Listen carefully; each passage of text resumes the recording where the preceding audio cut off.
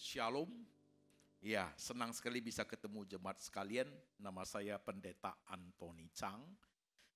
Saya melayani 3 kali ibadah di sini, saudaraku, dari pagi sampai ini ibadah yang ketiga.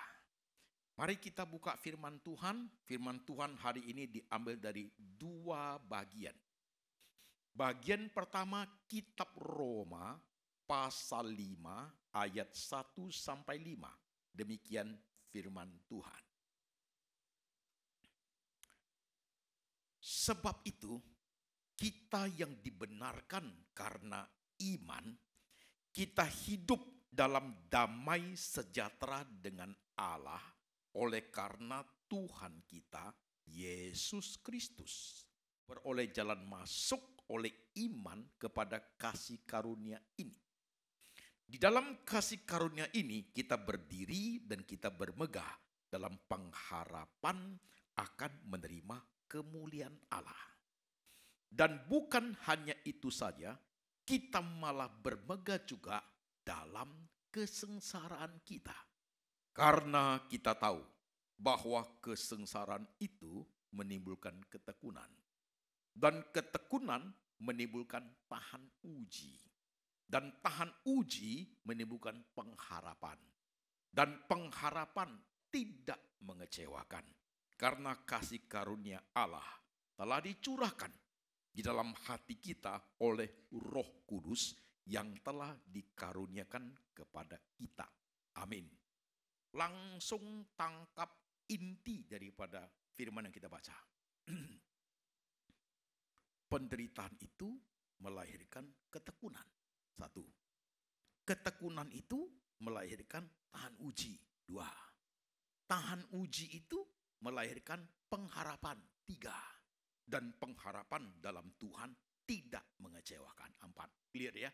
Jadi langsung tangkap intinya, nanti saya explain dalam khotbah saudaraku. Oke? Bagian kedua, Matius pasal 8 ayat 1 sampai 4. Ini adalah suatu kisah, kehidupan kisah orang kusta saudaraku. Firmannya begini. Matius 8 ayat 1. Setelah Yesus turun dari bukit, orang banyak berbondong-bondong mengikuti dia. Maka datanglah seorang yang sakit kusta kepadanya, lalu sujud menyembah dia dan berkata, "Tuan, jika Tuan mau, Tuan dapat mentahirkan aku." Lalu Yesus mengulurkan tangannya dan menjamah orang itu dan berkata, "Aku mau, jadilah engkau tahir." Seketika itu juga tahirlah orang itu daripada kustanya. Lalu Yesus berkata kepadanya, "Ingatlah, jangan engkau memberitahukan hal itu kepada siapapun. Tetapi pergilah, perlihatkanlah dirimu kepada imam dan persembahkanlah persembahan yang diperintahkan Musa sebagai bukti bagi mereka." Amin. Demikian firman Tuhan kita baca, saudaraku. Pelan-pelan konsentrasi, saudaraku, karena gaya saya khotbah adalah pelan-pelan, step by step, satu kalimat demi satu kalimat. Kalau saudara tidak konsentrasi, kehilangan beberapa kalimat, udah sulit mengikuti, saudaraku. Saya coba berusaha berkhotbah karena jemaat itu terdiri berapa level pendidikan. Ada yang di bawah S1, ada yang S1, S2, S3, kan itu saudaraku ya. Beberapa pendidikan, jadi level pemahaman tentang kebenaran itu juga berbeda, kemampuan berpikirnya. Kan begitu saudaraku ya. Jadi saya dari hal yang paling basic, nanti saya naikkan tingkat kesulitan berpikirnya. Di mana saudara mendapat berkat, itulah anugerah buat saudara. Oke, kita start pelan-pelan saudaraku. Pernah doa saudara dijawab Tuhan? Ya. When God say yes. Ada ya? Itu harus terjadi dalam pertemuan rohani setiap umat. Itu awal, that is the beginning. Itu awal daripada pertemuan rohani, saudaraku. Begitu. Di tengah pergumulan saudara dan saya yang banyak itu, ada sebagian besar ketika saudara menaikkan pergumulan itu, God say yes. Itu harus terjadi. Dan itu terjadi pada diri saudara dan terjadi juga pada saya. Ada bagian-bagian dari hidup saya Tuhan bilang iya. Senang sekali. Pernah alami itu kan? Gak tahu lagi harus buat apa Pak Pendeta. Hidup ini susah sekali. Mau lamar kerja nggak dapat. Ini ada satu kerjaan Pak. Saya udah doa. Diterima loh Pak. God say yes. Dalam perjalanan hidupmu itu. Mungkin sudah berapa tahun. 10 tahun atau 15 tahun menjadi orang Kristen. Ada bagian-bagian yang God say yes. Saudara senang sekali itu. Saya juga. Kita rasa itu Tuhan itu peduli. Tuhan itu sayang kita. Iya. Tapi perjalanan kerohanian tidak boleh sampai di titik itu.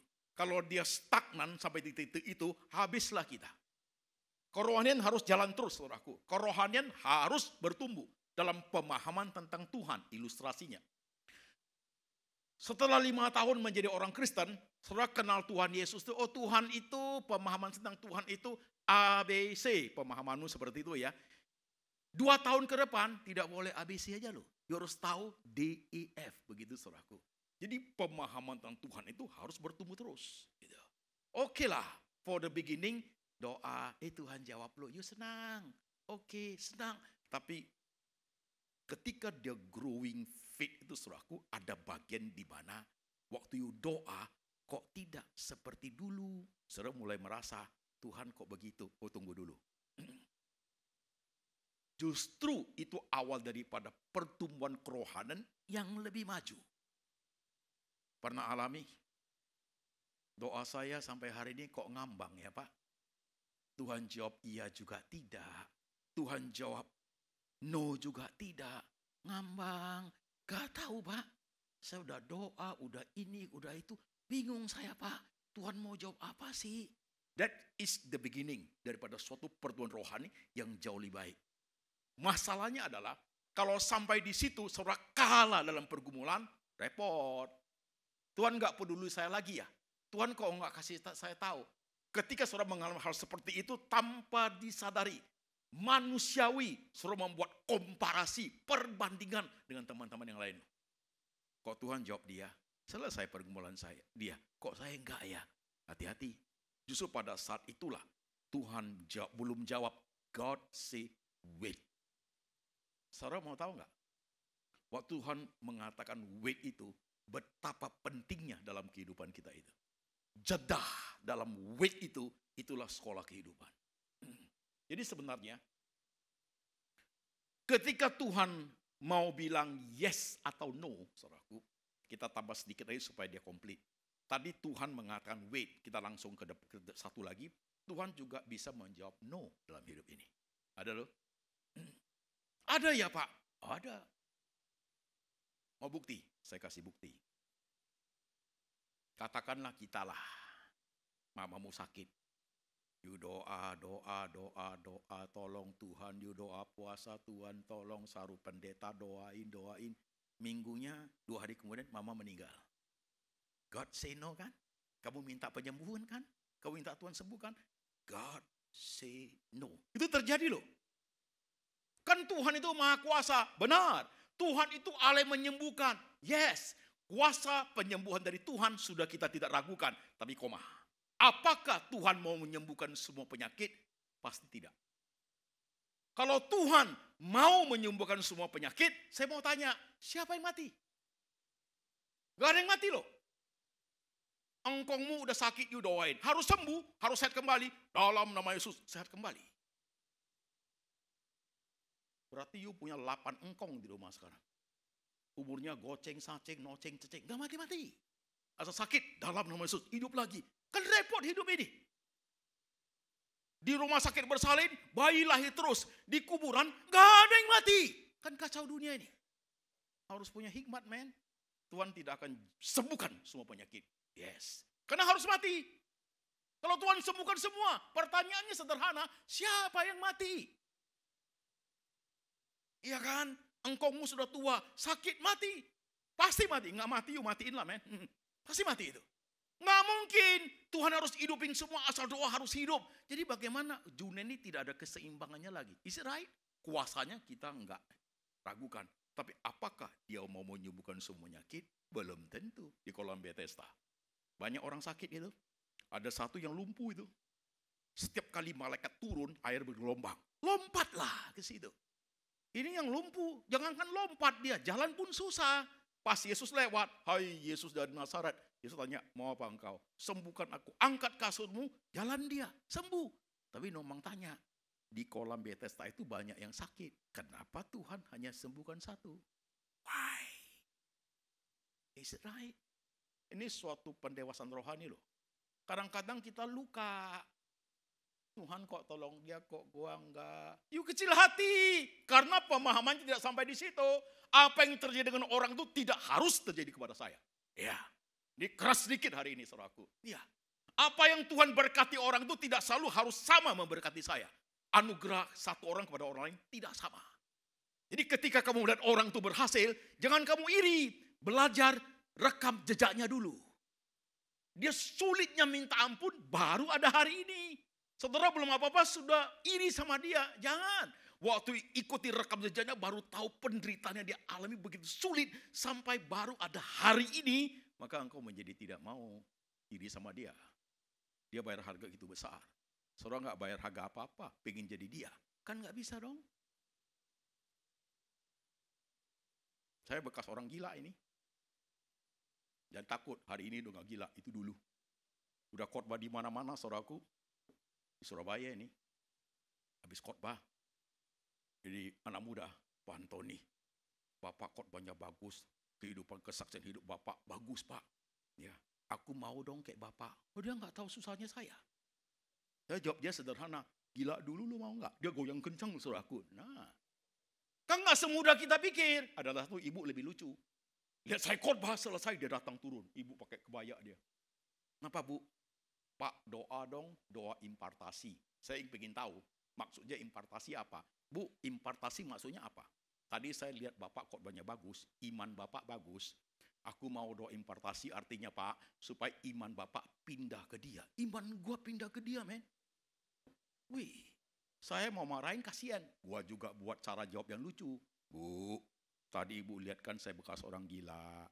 Kalau iman saya pindah ke ibu, gila lagi dong saya. Nah itu saudaraku. Mau enak aja hidup ini. Iman anugerah Tuhan. Benar. Tapi jangan titik, koma. Proses untuk mencapai peneguhan iman itu dibutuhkan bayar harga dan perjuangan manusia itu sendiri. Itu loh. Sampai di situ baru titik saudaraku. Iman kalau totally adalah anugerah Tuhan, buktinya kenapa jemaat imannya beda-beda. Dalam society Kristen kita, kenapa beda-beda imannya? Ada orang iman seteguh kerupuk, ada orang iman seteguh batu karang, ada orang beriman seteguh baja. Kenapa beda? Karena dibutuhkan perjuangan, men. Dibutuhkan bayar harga, men. Kan begitu. Inilah kehidupan ini, saudaraku. Justru dalam proses yes, wait and no itu adalah pembelajaran kehidupan. Nah, wait ini menjadi penting. Kalau saudara piawai menjalankan wait ini dengan baik, di outcome hasilnya yes atau no sudah no problem at all. Kenapa? Saudara sudah menjalani wait itu dengan baik. Tapi kalau wait itu tidak dijalani dengan baik, saudara akan kecewa. Yes atau no saudara akan kecewa. Ambil contoh ya. Suami istri menikah. Setelah menikah pasti dong sudah diberkati pengen punya anak. Bergumul 5 tahun, belum punya anak. Diperiksa ke dokter, dua-duanya sehat. Gumul lagi, udah 10 tahun, belum punya juga. Udah berobat ke sana kemari, teman-teman sudah ajarin. Belum hamil ya, makan toge rebus. Pagi rebus, siang rebus, malam rebus. Itu suami istri mukanya udah kayak toge men, begitu. Nggak hamil juga. 15 tahun, 18 tahun, umurnya udah tinggi. Wanita itu kalau 36 tahun ke atas, hamil, resiko kematian tinggi loh itu loh, high risk. Dia sudah di atas 38, udah mendekati udah 40, saudaraku, hampir expired dia saudaraku. Udah lewatin waktu married itu ya. Lihat Koko punya anak lucu, sakit hati, kok aku nggak dapat suami istri nangis di kamar. Lihat di mall jalannya lihat orang gandeng 2 anak kecil pengen, udah lewati. Air mata sulit berobat itu way. Udah lewati. Sampai mereka melewati waktu yang cukup lama. Sampai mereka sudah tua. Ya Tuhan tidak kasih kita Kita ambil anak pungut yuk. Anak ya, anak manusia. Adik anaknya cici, anaknya adik juga oke, keponakan. Jangan ambil anak monyet, men. Monyet bisa bakar rumah lu dia tuh. Jangan. Dia ambil. Nah, waktu mereka wait itu mereka sudah pass through the outcome. Mau kasih, enggak kasih, no problem at all. Karena mereka sudah lewatin ini. Hati-hati buat ini. Ini suatu kedewasaan rohani loh. Kadang kita tidak suka wait. Menunggu itu suatu penantian membosankan. Kita langsung ya, judgmental kepada Tuhan. Kita langsung negative thinking. Pada wait itu pembelajaran yang sangat mahal. Yes. Tidak mungkinlah Tuhan berkata kepada suami istri itu, karena Tuhan sudah tahu. Maha tahu kan dia, ini suami istri nggak punya anak. Waktu diberkati langsung Tuhan ngomong. Ya nggak mungkin lah. Suruh pendetanya berkati. Diberkati pernikahanmu dan pasti tidak punya anak. Keterlaluan itu. Nggak mungkin. God let you struggle. Pernah dengar tentang penghancuran Sodom dan Gomora? Abraham bargaining itu. Tuhan, kalau ada 50 orang benar, oke, saya tidak habisin. Kalau ada 40, 30, 20, 10, oke. Tuhan kan maha tahu. Tuhan sudah tahu loh. Sodom dan Gomora nggak ada 10 orang benar. Kan mestinya Tuhan ngomong begini kalau kalimat singkat aja. Abraham, tidak ada 10 orang benar. Aku akan menghukum kota Sodom dan Gomora. Titik, selesai. Kenapa Tuhan nggak buat begitu? Boleh nggak 30? Oke. 40, 20, oke. 10, oke. Buat apa?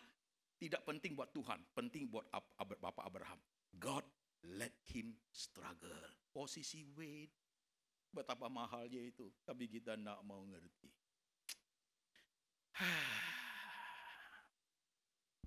Maunya marah. Kok dia dapat gua enggak? Maunya hitung untung rugi sama Tuhan. Kok begitu loh? Sayang sekali. Posisi wait itu mahal sekali, men. Mahal sekali. Ilustrasi berbagus. Seorang pria jatuh cinta kepada seorang gadis. Aku cinta padamu. Pakai segala cara lah dia. Pakai bunga lah, pakai apalah, pakai cara orang Batak juga. I love you. Ada pertanyaan? Gak ada pertanyaan jadi saudaraku. Kan begitu kan? Tapi itu anak gadis jawab iya juga tidak, jawab yes juga tidak. Dia biarkan pria itu wait. You should wait.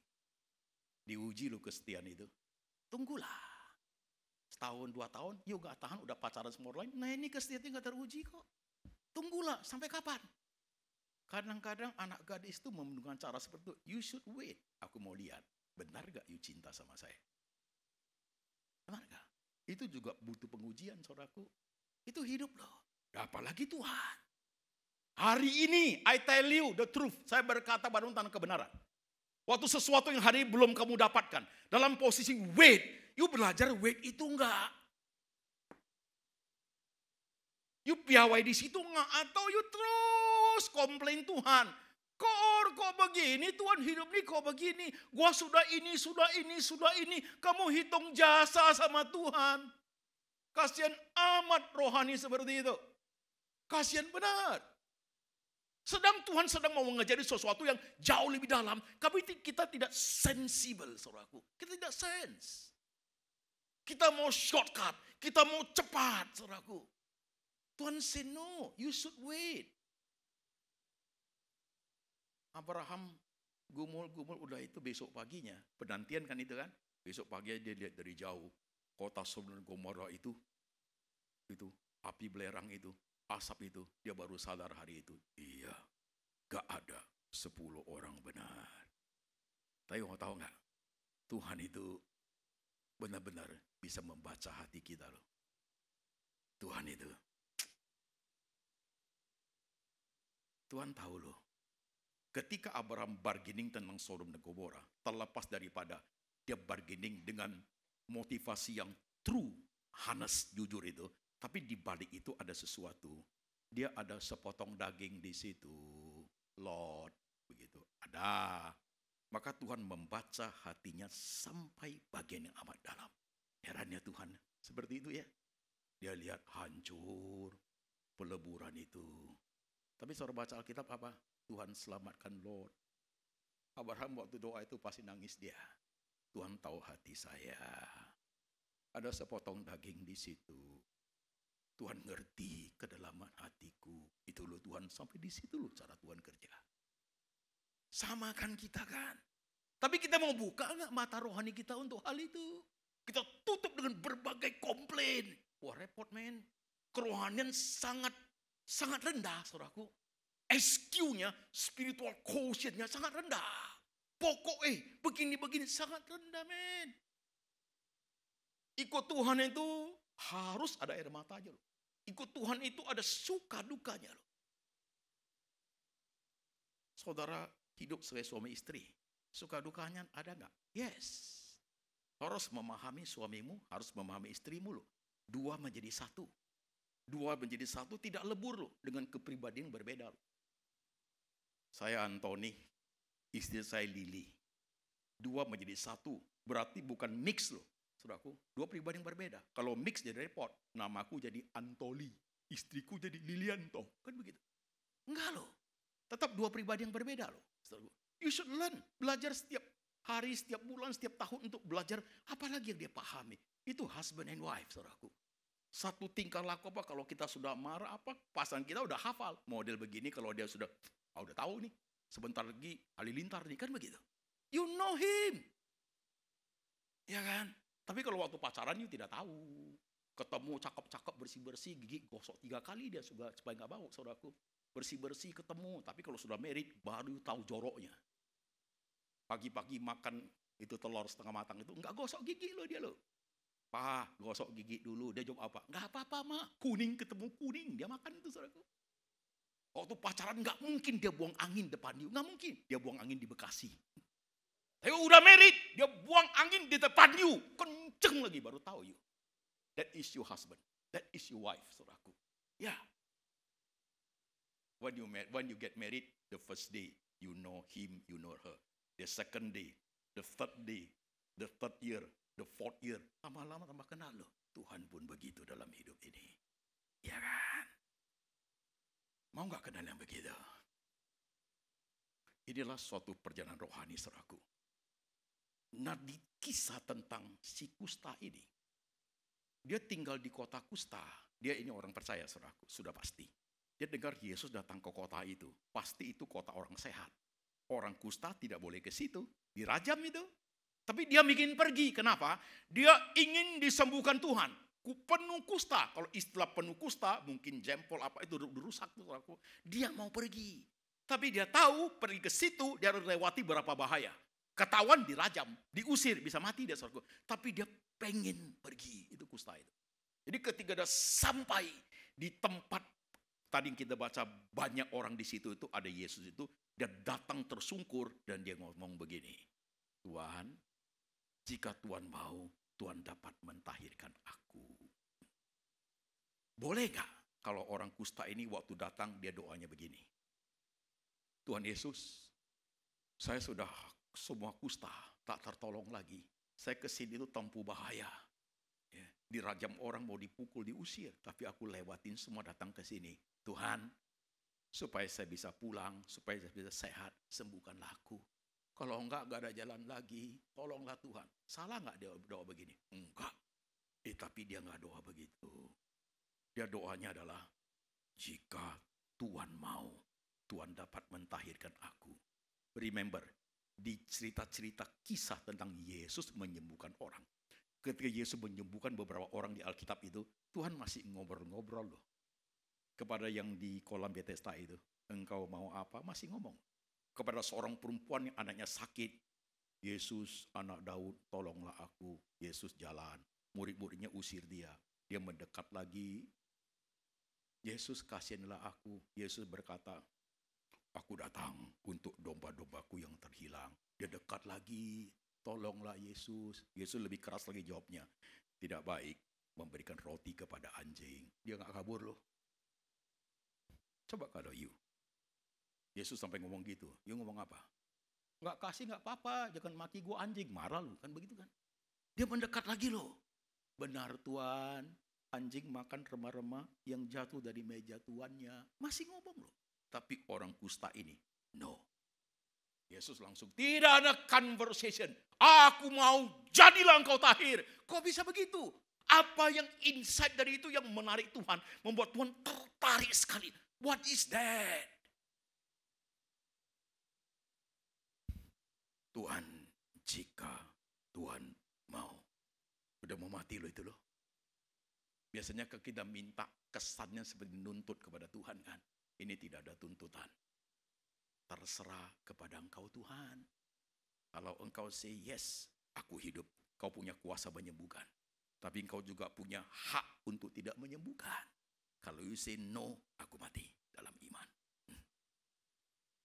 Tuhan, jika Tuhan mau. Wah, doa kelas itu. High class itu, men. Apa you pernah doa begitu? Jika Tuhan Yesus mau, titik-titik you isi masalahnya di situ. Apa you punya kelas seperti itu? You surrender. Apapun Tuhan, Engkau yang berkehendak. Aku pernah punya pengalaman seperti itu. Berapa kali pengalamanku, saudaraku? 4 tahun lalu, saya kena serangan jantung. Saya sudah melayani puluhan tahun di mana-mana, banyak kota di Indonesia, di luar negeri, saudaraku. Udah dikenal orang lah, bekas orang gila, saudaraku. Jemaat saya yang datang pada saya semua begini punya. Yang ke saya lihat matanya kosong, ini gila ini, udah pasti. Bengong, ayam bengong besok mati loh, mau sini. Ya, yang kata saya seperti itulah. Pak, ada suara-suara yang sakit-sakit semua saudaraku yang cari saya itu. Oke. Setelah melayani sekian puluh tahun saudaraku, jantung saya tersumbat ya, 5 tempat. Jemaat sih ajak makan terus. Makan babi, makan ciak terus saudaraku. Ciak terus. Dan gua tukang ciak dulu. Ciak terus, suatu hari kok sesak napasnya. Diperiksalah, kateter. Di kateter 5 penyempitan. Ada yang 90, ada 80, ada 70. Sampai di letter itu, yang puncak itu saudaraku. Itu tikungan itu 90%. Rame bos di gereja, jemaat, teman, sama pendeta. Ada yang operasi pak, ada yang gak usah pak, ada ini rame. Keluarga juga pro kontra. What should I do? Ada jemaat ibu-ibu. Gak usah pak, makan ramuan saya. Lengkuas, jahe, kunyit, dia gabung jadi satu itu. Pakai cuka apel itu. Yang botolnya endut itu saudara gede. 5 botol. Telan pak, minum tiap hari, pagi, siang, malam. Nanti itu bersih tuh pak. Saya minum itu saudaraku. Sampai mata kuning. Sedikit lagi jadi monyet loh saudaraku. Sesak juga. Bu, masih sesak. Masih sesak ya pak ya. Dia kirim lagi 5 botol. Kayaknya saya belum kena serangan jantung, sudah mati karena botol itu gue minum lagi. Ada teman lagi, baik sih, pak, cempaka putih. Yang pakai strum, pakai listrik. Sampai abu-abu tangan. Di strum lah, strum 3 bulan. Enggak lepas juga. Ada satu ibu, jangan takut Pak Pendeta. Udah saya doain, makasih ya Bu. Waktu saya doa, saya lihat di sorga itu ada jantung baru. Jantung siapa itu di situ? Jeroan siapa tertinggal di situ? Mau dimarahin, kasihan juga. Ya Bu, makasih ya Bu ya. Gitu. Wah, pro kontra men, pro kontra. 5 tempat itu, saya masih KKR di mana-mana. Saya pergi ke Singapura, kemana pergi sendiri. Teman bilang, lu bisa mati loh, serangan jantung. Gak apa-apa. Saya pernah gila kok, pernah telanjang di jalan kok. Kalau sudah mati, ketemu di toilet, saya takut apa? Saya jadi mayat kok. Buat apa yang ditakutkan? Saya KKR di mana-mana, saya cerita pada jemaat, udah mau mati nih, tapi masih berkobar-kobar. You masih muda, masih sehat, semangatmu gak ada. Untuk Tuhan you lesu sekali. Gua udah mau mati, tapi gua masih kuat untuk Tuhan. Maybe tomorrow is not mine. Mungkin besok bukan saya punya. Today, saya panggil mereka saudaraku. Karena sudah nggak kuat, akhirnya saya pilih operasi. Saya ke TI Sing, Penang. TI Sing kateter lagi. Dia bilang ya, you punya jantung itu semua hitam. Tinggal kiri kanan, kecil tuh lubang tuh. Itu bisa darah lewat, kan you makan obat pengecer darah. Kalau tidak, lewat. Hanya 2 opsi for you. Itu dokter itu ketus tuh, galak tuh. Hanya 2 opsi, serangan jantung atau bypass. Kalau saya pilih serangan jantung aja dok, gila lagi saya berarti ya kan. Oke, bypass. Berhenti semua obat darah pengencer, Jumat you operasi. Itu kira-kira 7 hari berhenti. Ini hari Rabu, Jumat operasi. Hari Rabu, keluarga belum datang. Pagi-pagi di hotel makan. Kok gelap? Cepat naik ke kamar. Kok pusing? Kok ini lidah ini kok tertarik ke belakang. Kenapa di belakang kayak pisau? Itu serangan jantung.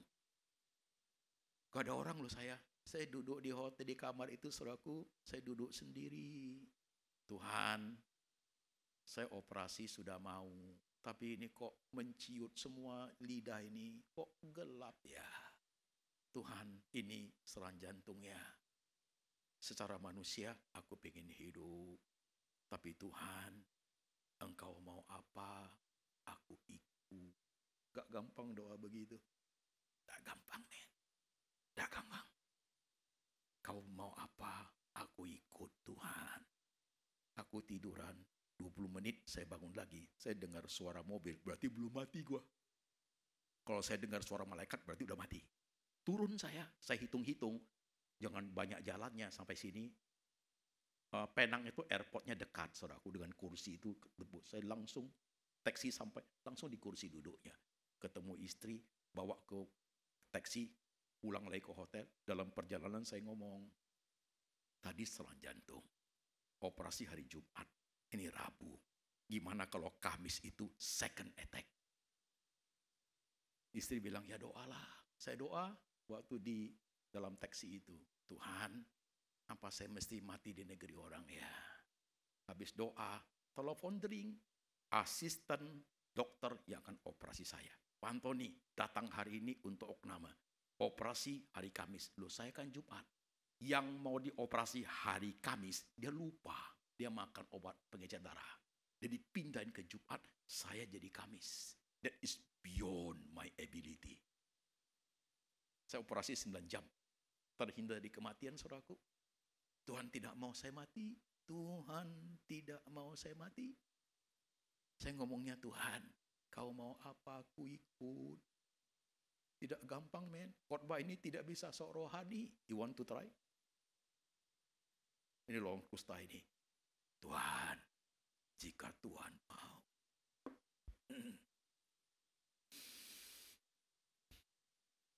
Selesai, pulang ke Jakarta. Itu 4 tahun lalu kan, COVID melambung.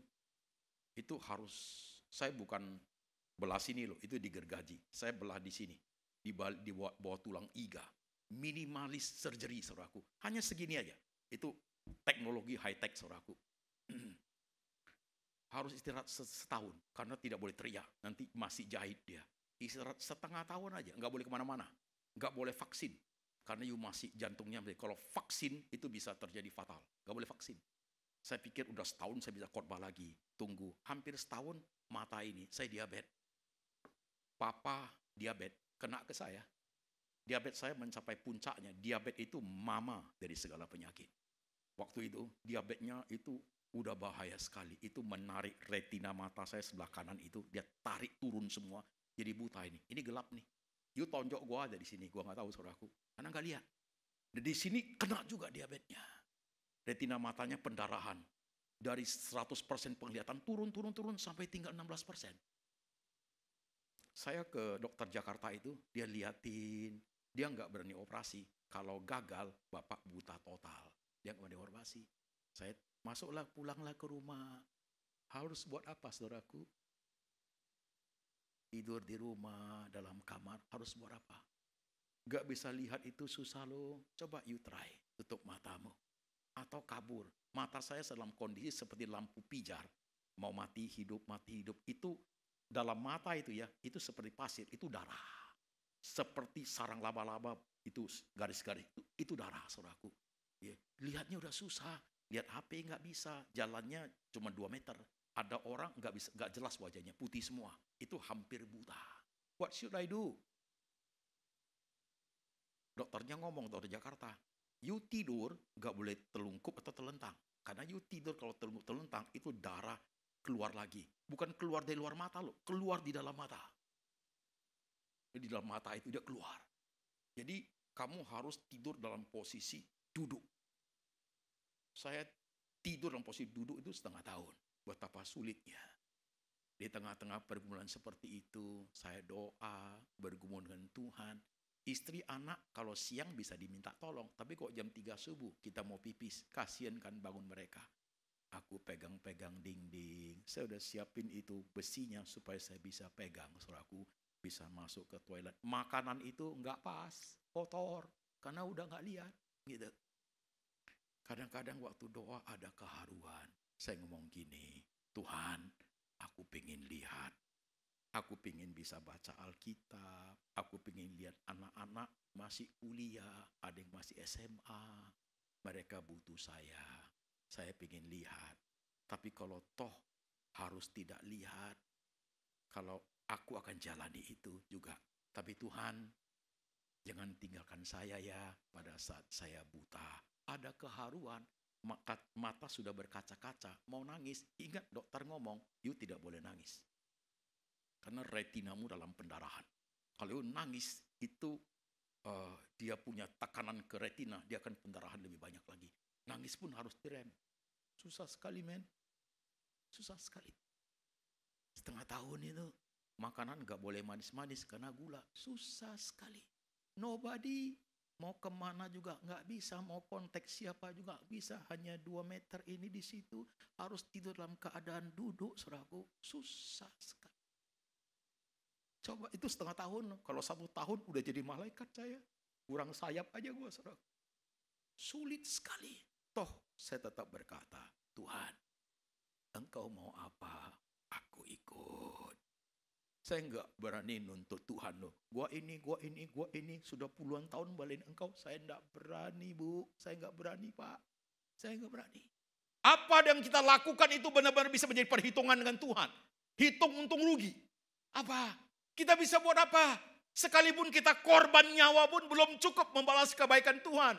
Saya khawatir loh. Banyak orang Kristen baru sedikit aja sumbangsi ke Tuhan. Sudah hitung-hitung jasa. Saudaraku. Gua akan ini. Saya tidak berani, men. Saya tahu, saya mati pun tidak cukup untuk membalas kebaikan Tuhan. Ya. Jikalau laut itu jadi tintanya, saudaraku. Dataran ini jadi kertasnya, saudaraku. Ya. Itu ilalang itu jadi penanya. Belum cukup kuat untuk melukiskan kebaikan Tuhan. Aku tidak berani. Tuhan, kau mau apa aku ikut. Tuhan tidak mau saya mati, operasi lewat. Tuhan tidak mau saya buta. Kadang-kadang sampai hari ini waktu saya mikir, saudaraku, teman-temanku semua pendeta banyak yang gak lewat di COVID, meninggal. Saya harus terkurung di rumah itu 3 tahun lebih, hampir 4 tahun. Gak boleh vaksin, gak boleh khotbah keluar, mata harus dijaga, jantung belum pulih jahitannya, di rumah terus. Ya. Sulit sekali bagi saya. But today, I see itu waiting yang sangat panjang. Tapi hari ini aku melihat loh. Seperti Tuhan keep silent, tapi mau ngomong sesuatu. Kau tidak keluar, aku jaga kamu.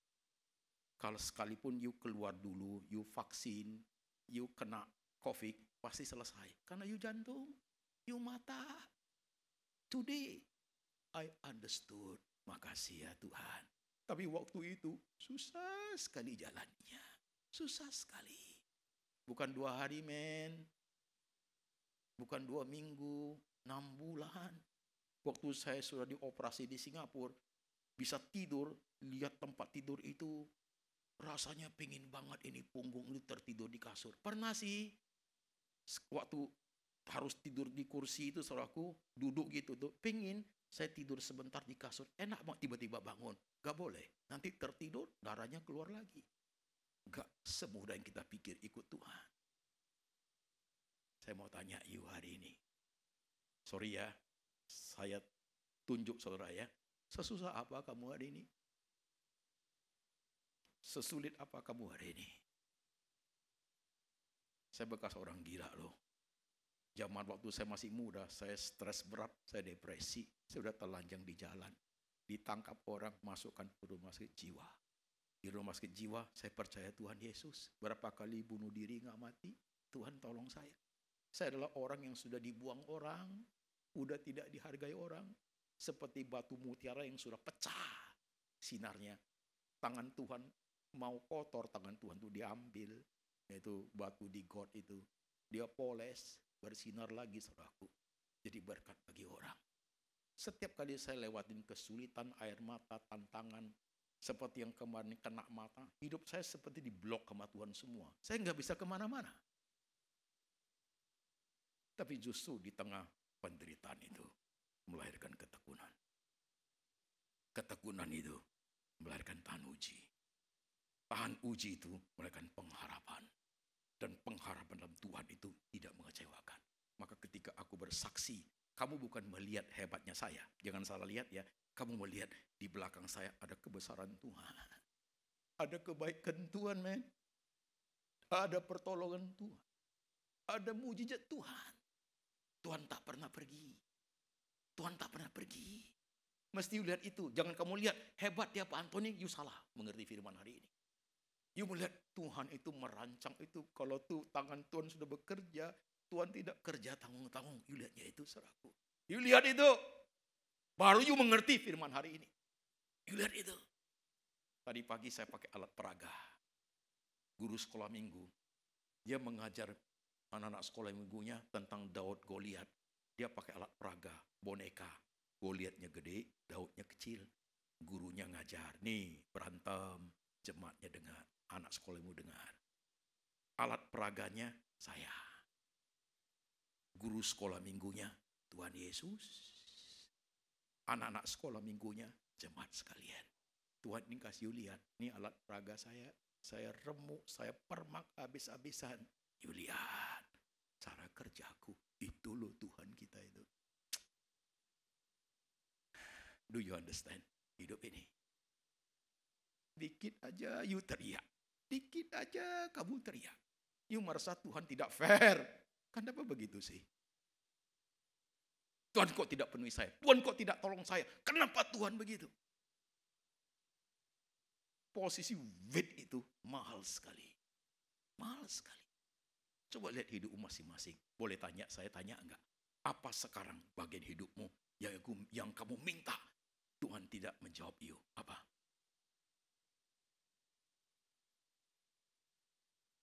Tadi pagi kasih contoh. Seorang pemuda mau cari istri. Punya kriteria dia. Tuhan, aku mau calon istri yang cantik, itu penting. Cantik, putih, itu penting. Cantik, putih, pintar, itu lebih penting. Kaya, jauh lebih penting lagi. Cantik, putih, pintar, kaya. Langsing, itu penting. Jangan yang langsung ya Tuhan ya. Langsing. Baik, rohani, 7 poin. Lu jangan cari wanita itu di Pluit Village. Nggak ada, men. Nggak ada, itu ada di surga, lapisan ke-7. Kalau tidak dapat itu, gua nggak mau married. Kalau Tuhan bisa ngomong, ya nggak usah. You carilah perempuan begitu. Cari sana. Lama-lama nggak ada kok, nggak ada. Ada ketemu yang kira-kira 5 poin ada. Udah jadi bini orang tuh. Yang gituan cepat laku, bos. Cepat laku. And don't forget, beauty is expensive. Wanita cantik itu tahu loh dia loh. Dia cakep. Dia mau duduk di mobil BMW buat menarik wanita. Be my wife. Dia pingin duduk di situ, lipstiknya bagus, AC adem gitu. Beauty is expensive. Kamu mau yang cantik begitu, kamu naik motor butut. Mana mau dia ikut you? Kena gerimis, kena di bibir jadi Dracula dia. Mana mau dia ikut you? Kamu doa kalau tidak Tuhan. Yuk klaim pakai Alkitab lagi. Salomo istrinya ceceng. Kenapa gua satu aja susah? Oh Tuhan juga yang salah, men. Iya kan? Tunggu punya tunggu, doa punya doa. Posisi wait. Pembelajaran hidup. Sampai suatu hari dia sudah mulai uring-uringan sama Tuhan. Suatu hari dia sisir rambut di kaca cermin itu. Saat itulah dia baru sadar sesuatu. Waktu dilihat wajahnya, baru dia sadar. Gantengnya pas-pasan. 5,5. Hari itu Tuhan ngajar dia loh. Yuk gantengnya 5,5. Mau cari istri yang cakepnya 10,5. Bukan Tuhan tidak mau kasih. Tuhan kasihan sama lu. Yuk kawin sama dia yang cakep sebegitu. Umurmu pendek. Karena tiap hari yuk khawatir, takut, curiga. Dia terlalu cantik. Dia kemana-mana yuk khawatir. Takut diambil orang, ini darah tinggi, kurang tidur, matilah besok. You you mau nikah dengan wanita begitu? Punya uang nggak you? Punya uang nggak? Mahal dia punya lipstik. Merek Lancome satu set itu 25 juta, men. Mahal itu. You punya uang nggak? Gajimu sebulan berapa? Cuma gotiau, Pak. Belum lagi bayar uang kos ini itu. Udah, cari yang gemuk, hitam, gede, semua gede. Dia punya bibir, dia pakai itu aja, saudaraku, rayon. Mantap. Tahan 3 hari itu. Dia beli di Mangga Besar, saudaraku, itu yang murah punya, yang 25.000 selusin. Dia pakai merah, 2 hari turun ke bibir itu, saudaraku. Turun ke lidah, kanker lidah dia besok. Lancome mahal gitu, you mau nggak? Mau married sama dia? Atau you married lah sama dia? Do you think you happy? You bangga? Benar-benar gak lingkungan menghargai you? Bawa dia ke mall. Pasti orang mengagumi istrimu. You bangga? Wih, cantik, kalem, bagus ya, elegan dia. Tapi waktu mata orang bergeser ke you, kaget orang. Ini ada bunga mawar begitu cantik. Kenapa sebelahnya tai kerbau, bos? Apa itu pupuknya? Kadang-kadang, sorry ya, ini ilustrasi keras sih, tapi coba you sense ilustrasi ini. Sometimes kita begitu loh. You minta mobil mewah, tapi kerjamu tidak qualified untuk bayar mobil mewah. Bagaimana bisa, bos? Ya kan? You pakai kata tiada mustahil bagi dia. Akhirnya jadi nggak benar rohani you. Lihat orang punya mobil mewah, lihat orangnya nggak ada, you topang tangan. 2 orang ada di situ, Tuhan hadir. Mulai janji, mulai nyanyi, mujizat terjadi hari ini. You doa. Tempel tangan di mobil itu. Dalam nama Yesus, bulan depan jadi aku punya. Itu rampok rohani, bos. Orang tuh masih cicil, men. Ya kan? Jadi kacau rohani itu. Harus mikir, bos. Harus bisa berdiri. When you learning about God, pengenalan kepada Tuhan itu membawa kita kepada pengenalan akan diri. Yes. Pengenalan diri yang lebih banyak lagi akan membawa kita lebih mengerti tentang Tuhan. Itu 2 hal itu saling berkait dan timbal balik, saudaraku. Tambah tahu Tuhan, tambah tahu diri. Tambah tahu diri, tambah tahu Tuhan. Itu harus terjadi. Jangan hanya tahu Tuhan, nggak tahu diri. You tuntut terus, saudaraku. Bukan Tuhan tidak mau kasih, Tuhan kasihan sama kita. I know about you future. You bilang ini good. Tuhan kan baik, nggak jahat, nggak ini. But Tuhan udah see 5 years in front is not good for you. Kita nggak mau. Nanti suatu hari baru nyesal. Tuhan kenapa? Mulai Tuhan juga yang salah. Is it right? Wah, ini pelajaran rohani, saudaraku. Pelajaran rohani ini. Coba jabarkan dalam hidupmu. Ada bagian yang Tuhan tidak kasih. Ada nggak? Gua banyak, men. Waktu married, istri saya hamil. 2 hari lagi melahirkan. Anak itu terlilit tali ari. Mati loh itu loh. Saya doain, Tuhan tolong. Ini lahir, tangannya terbuka, nggak ada suara. Mati. God say no. Sebelum married saya cari pacar. Aku pingin dapat istri yang pendeta juga. Alasannya bagus. Kalau saya sakit, istriku gantiin. Gak dapat saya. Karena bekas orang gila. Orang takut pacaran sama gue, men. Saya dapat anak diaken, bukan pendeta. Saya lihat sekarang bagus juga. Suami pendeta, istri pendeta belum tentu good loh. Kalau ributnya itu sama-sama buka Alkitab, bos. Lu buka perjanjian lama, gue buka wahyu lu dia lu. Lemparannya bukan handphone, Bible, saudaraku. Emang gue takut sama lu? Iya kan? Coba pelan-pelan menyimak. Buat you senyum, buat you ketawa, buat you terharu. Khotbah ini, saudaraku, everything has its own time. You mau lihat Tuhan ngomong hari ini? Ada sesuatu yang Tuhan tidak kasih. Sesuatu yang Tuhan bilang wait, sampai suatu hari dia mau no atau mau yes, sudah no problem at all. Karena aku sudah melewati jeda waktu wait itu. Aku piawai menjalaninya. Justru itulah pendidikan kehidupan yang sehingga suatu hari aku bisa menerima yes or no problem at all. Itu kerohanian. Bagi saya nggak masalah loh. 1 mata nggak Tuhan kasih. Nggak apa-apa. Nggak ada tuntutan. Nggak jadi masalah. Saudaraku, aku masih hidup kok. Saya bisa melayani kok. That's okay, saudaraku. Oke loh. That is life. Dong mau tanya, yuk bagaimana? Aku khawatir, men. You udah luka rohani sama Tuhan. Kalau saya khotbah, don't blaming God. Jangan menyalahkan Tuhan. You bilang, enggak kok Pak, aku enggak kok. Mau saya kejar. Mulutmu tidak ngomong you blaming God. Mulutmu tidak mengatakan kamu menyalahkan Tuhan. Tapi you do it in action. Dalam tingkah laku rohani. Yuk ke gereja yuk, nantilah. Yuk gunakan berbagai alasan. Yuk pelayanan yuk, belum sempat. Sebenarnya dalam hati kita sudah terbit sesuatu yang tanda kutip tidak suka sama Tuhan. Tidak mau ngomong tapi you do it in action. Kelihatan itu. Dan saudara bisa baca suasana rohani saudara. Apa-apa you sudah hindar. Gereja kegiatan apa you sudah hindar. Dulu enggak loh. Kenapa? Sudah ada something disappointed with God.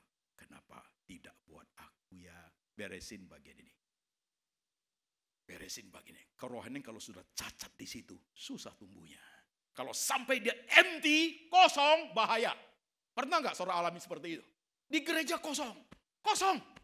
Mau orang ibadah, orang sudah nyanyi, udah nak khotbah, nggak ada masuk apa-apa. Itu 1-2 hari oke loh. Tapi kalau 1 month, 2 month, 6 month, 1 year saudaraku. Kalau ini sudah kosong, godaan jauh lebih besar. Masalah sexual life, hati-hati men. Itu kuasa gelap itu akan masuk ke bagian itu. Kenapa? Kita sini pertahanannya sudah nggak ada. Tapi masih ke gereja.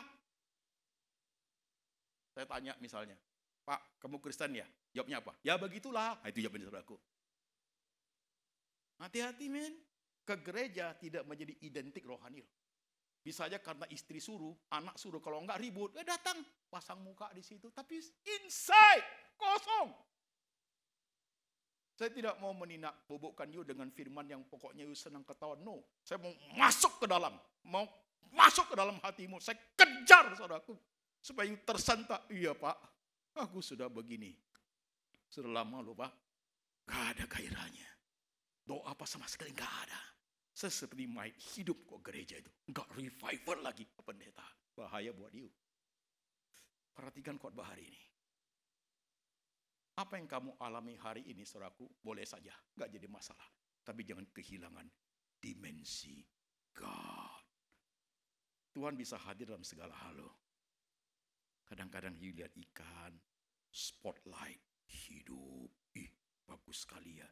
Di balik ikan itu ada kebesaran Tuhan. Kadang-kadang you lihat kupu-kupu tipis banget terbang, ada energi, itu di balik itu ada kebesaran Tuhan. Sebenarnya kita mesti lihat itu, tapi kadang banyaknya masalah, you see nothing. Ya kan?